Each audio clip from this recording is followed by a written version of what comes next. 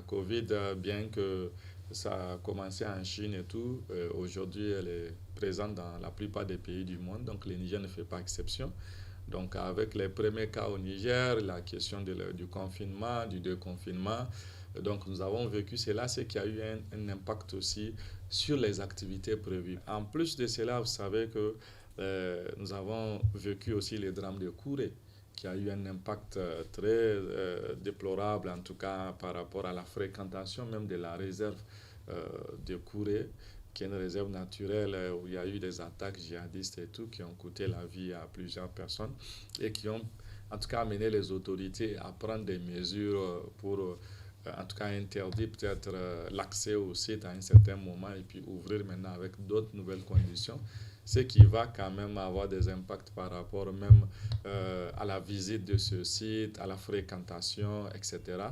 Donc ça, c'est quand même déplorable. Nous espérons que la paix va vite revenir et qu'il y aura quand même des fonds additionnels pour permettre à ceux qui vivent de cette activité, malgré qu'il y ait peu d'activités touristiques, qu'ils puissent trouver d'autres actions de reconversion. Et c'est une année aussi qui a été marquée aussi par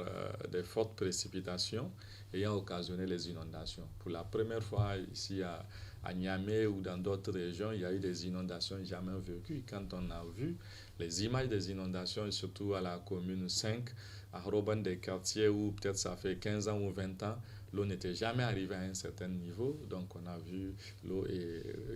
le nombre, quand on regarde même, il y a eu plus de 5000 hectares en tout cas de riz, des rizières qui ont été inondées, combien de personnes sinistrées et aujourd'hui actuellement les gens continuent de vivre dans des tentes, dans des camps installés à cet effet dû aux inondations. Également les fortes chaleurs, 2020 aussi fait partie des années en tout cas les plus chaudes en termes enregistrés depuis plusieurs années. Donc ce qui voudrait dire que